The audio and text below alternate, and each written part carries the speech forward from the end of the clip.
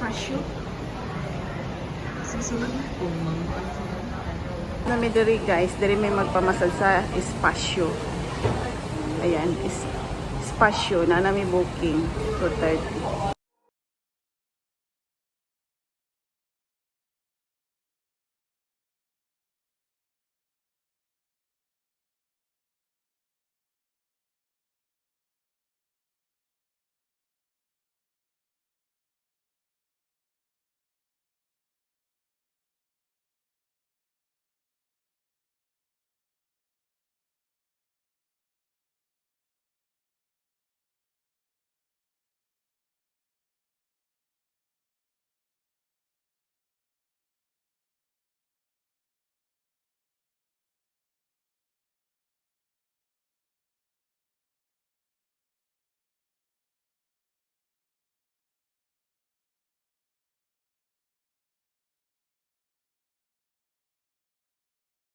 Guys, tapos na yung massage session natin. So, labas na tayo dito.